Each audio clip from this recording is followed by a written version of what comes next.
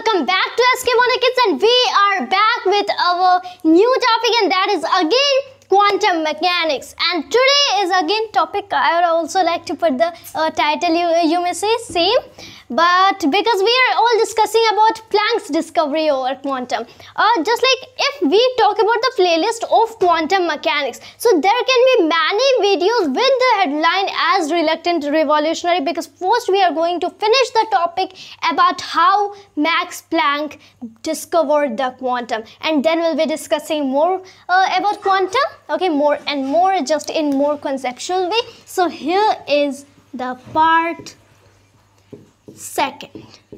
This is our part second.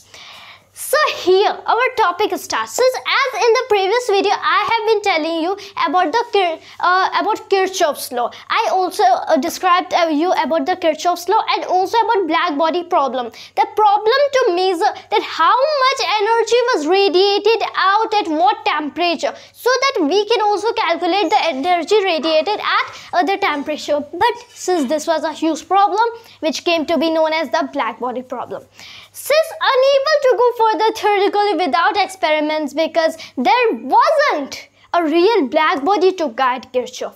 Kirchhoff did not have actually a real black body.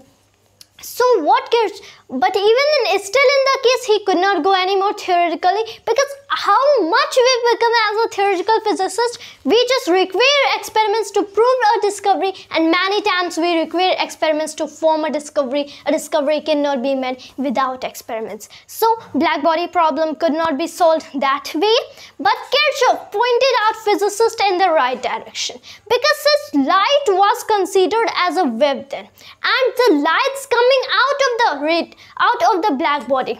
So what Kirchhoff thought, that if the radiation emitted, the energy that is coming out, does not depend on the material the black body is made up of, according to his law, that instead depends only on the temperature, that means the equation should contain two variables only. Okay, so there can be just only two variables in the kind of equation. So next, if we just move to the next, then the two variables can be the temperature of the body, because the energy radiated depends on the temperature somehow according to Kirchhoff's law, and even the Potters had known it in their hints. And the other variable can be just like wavelength of the wave coming out, because light was considered a wave, and a particular characteristic of light, you may call its wavelength, because to distinguish it from a particular color to the other particular color. Suppose I have red and orange light, okay, and if I have red and orange light, how can we distinguish between red and orange? Why does the red light appear red, otherwise the yellow light, or you may say, just as our example, orange light appears orange? That's due to the wavelength, the distance between successive troughs or peaks of a wave, because light was considered a wave. Light is now considered both a wave and a particle according to quantum mechanics. But if we go according to the wave, just you may say, and now light is considered as a wave particle dual, but we may say if it is both wave and particle, so it is also particularly wave, so it is the wavelength. Then the equation should contain the variables known as temperature of the black body and the wavelength of radiation coming out, that is radiating out, infrared radiation you may say, or sometime to the visible light spectrum. So I would also like to just give some example of it, like you have, this is a wave, this is some kind of wave, and if this is some kind of wave, the light is also a wave, so this you may say, this is some kind of wave or of light. If I want to define the wavelength of this wave, so I define, this is known as the peak, these are the peaks of wave, and these are the troughs of wave. This is peak and this is trough. Whether I define the distance between trough or I just define the distance between peak, both are the same, both can be measured as the same. I think my diagram wouldn't be that great way as much it should be meant for a particular wave. I think there can be something like here and there, that wouldn't be that great curve. But if we make it actually really, so you'll find that the distance between peaks and distance between troughs are same, and they are known as wavelength, denoted by the letter lambda. We do not require to go to mathematics. We really do not require to go mathematics, but because we are studying all the quantum physics theoretically. So if we are studying it theoretically in a historical manner, we do not require lambda and lambda. It is called it wavelength and wavelength. But if you want to go something like, you can, I would like to say it is actually wavelength. This is denoted by the symbol lambda and is measured, its unit, SI unit is meters basically, because this is some kind of length. But if you consider it, wavelength is basically measured in Newton meters. In Nm, okay, wavelength is measured in Newton meters. So as here we can see, this is the wavelength of the wave. So as light is a wave, we can define its wavelength, but there's also another term to the wavelength, and that is frequency of the wave. We need to understand frequency to understand quantum mechanics. The frequency of a wave is the term that is inversely proportional to the wavelength. Okay, this is something like maths, okay, but I would like to define it in more of a theoretical manner, because we do not really need to go to maths. We are not studying maths at the time. So the inversely proportional term we can define in a way that if x is proportional to y, here is if x is proportional to y, so as we increase x, the y also increases. As we decrease x, the y also decreases. Only that's, and if x is inversely proportional to y. Okay, I just really do not want to tell mathematics, but we will require some. We need to understand to the terms. We are not going to solve anything, or we are not going to put any equation, but as if x is inversely proportional to y, as we increase x, the y decreases, and as we decrease x, the y increases. Basically, that's all the mathematics we require here. So the wavelength and frequency are inversely proportional to each other. As you can call here, x is inversely proportional to y, as well as y is inversely proportional to x. So both the terms wavelength and frequency are inversely proportional to each other. And here you will just call here to the next. If we want to define the frequency in some theoretical manner, so I'd like to say that the number of times a wave jiggled up and down in a single second. So, or you can also call that number of waves or number of peaks or troughs that pass through a given point in a single second. How many? Whether that is 2 or 4, you can just define that pass through a single point in a single or in 1 second, then that term is called the whatever answer we are getting, whatever result or observation we are getting, that is said to be the frequency of the wave. So as we increase the wavelength, the frequency decreases, as well as vice versa you may call, if I would again like to elaborate it. So as we increase the frequency, the wavelength decreases. So as we define the wavelength and frequency, I think that would be just enough terms for the present time. And when we move to the next, so for almost 40 years if we come to now, means until the time of 1880s, there was made no essential discovery in the field, because there was a no real black body to guide Kirchhoff or his colleagues or any scientist. There was actually no real black body. But what happened then? In 1880s, there can be said as a revolution or something, that unfortunately you can call accidentally what happened, that the German companies tried to build the more efficient light bulbs than their British and American companies. British and American companies even at the time could give edge to German companies, but the German companies didn't lose the heart and they tried to develop the more efficient light bulbs. So since then it started a full of just you may say competition between the nations, between all the countries, that who will be building more efficient bulbs than the other, he will be the winner. He will have a decisive upper hand.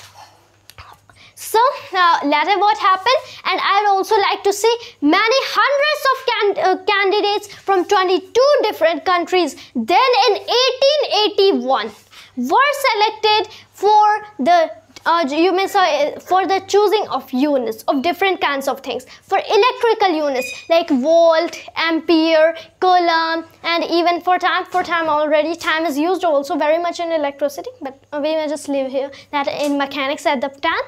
So for different kinds of units of electrical physical quantities, you may call different kinds of electrical units were chosen by so many great scientists, physicists, mathematicians, engineers. So but at the time no candidate even asked it for a unit of luminosity. No one asked it, because it was actually luminosity is also important term, that if we are just going toward fully, it means if we want to fully understand it, that again require much of maths. We are doing it theoretically, historically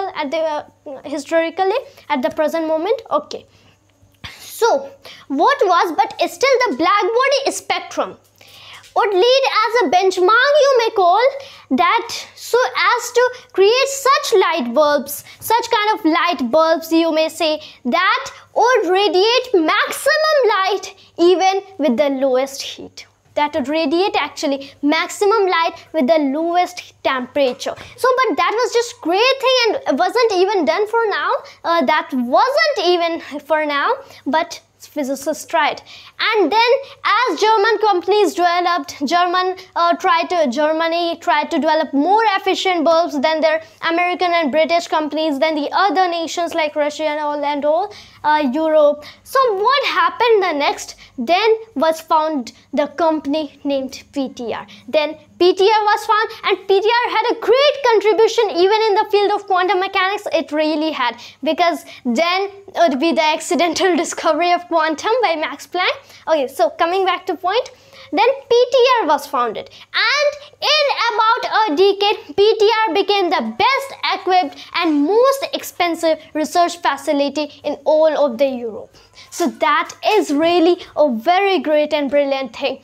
And if PTR wouldn't be founded, there could be much more time taking in comparison to how much it actually took in 1900 on 14th of December to the discovery of quantum by Max Planck. So PTR was of a great help actually when Max Planck accidentally discovered the quantum, when he turned out to be the right person again at the right place in the right time. So that was about those all companies. Now we turn out to particularly Max Planck. Max Planck's life. Actually, Max Planck was also a great physicist, and you may say one of the greatest physicists. Max Planck, born on 23rd April, the days just passed, and there's been 7 days ago. Okay, it was the birth anniversary. So Max Planck was really a great physicist, and he was born in a family which was totally devoted to the worship of the church. And as we know, this excellence in scholarship was almost his birthright. Both his father and great-grandfather, his grandfather, everyone were excellent in scholarships.